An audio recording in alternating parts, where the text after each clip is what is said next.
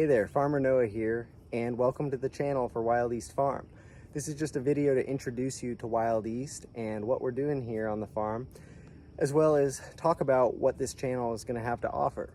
Wild East Farm is a small farm situated on 44 acres in the foothills of western North Carolina, and we're a mixed diversified farm, meaning that we run multiple enterprises that work together, both ecologically on the landscape as well as to suit the business and our personal needs. You can see I'm here standing in the market garden, which is one of the enterprises we're getting started with early on the farm. We favored starting with a market garden for a number of reasons, including that it's something we have a lot of experience in, growing vegetables.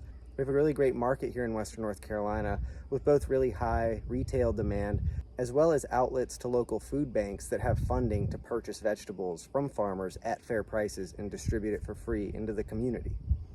A market garden like this is also very low cost to get started and very quick to get started. We just built out these beds in February, and just 10 weeks later we were doing sales out of the garden on a weekly basis. We're really excited about no-till production models and the growing knowledge base around growing vegetables without the need for a tractor. In addition to the market garden, we're starting out with pastured broilers as well as pastured turkeys this year, using proven effective models of production as we get started. We're not attached to the Salatin pen for the long term, but we favored proven models to get started on this enterprise so that we can take some of the room for error out as we learn this land, as we develop our systems. We chose pastured broilers for a lot of the same reasons as we did the market garden, in that we already had experience raising them, and there was very low barrier to entry in terms of cost to get started, having a market to sell them. There's a big gap where we live in pastured chicken production relative to other local farm goods, as well as utilizing them as a force to fertilize the pastures that have been grazed heavily for many years. So the pasture broilers are a great fit for us getting started. When we got here, we had no intention of starting with commercial pork production. We actually just bought a batch of several pigs for home scale production from a local university farm, and quickly realized that we had a lot of the infrastructure and the fencing available to us to get started with pigs, and that we could utilize their behaviors on the landscape to help guide succession, as well as give us a more diverse product mix. When you approach a tract of woods like this that's somewhat degraded and needs some kind of intervention to steer succession in the right way, there's a number of options, and those can include machinery, herbicide, human labor, and pigs are another option. And what I like to say is that of all those options, they're the tastiest and most fun.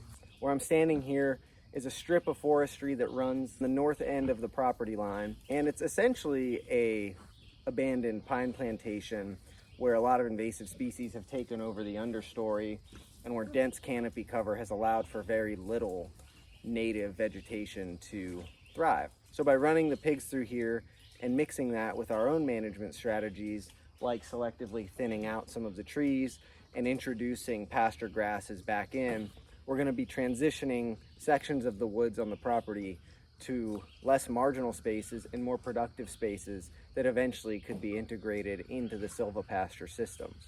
Now, while we have the pastured meat birds, the market garden, and the pigs, to get started on the farm, we're also planning for the long term of the business. We don't necessarily want to be engaged in high input production models like small scale vegetable production, pastured poultry, etc. for the long haul. They're great ways to get started, and we're really excited about them in the short term of the farm.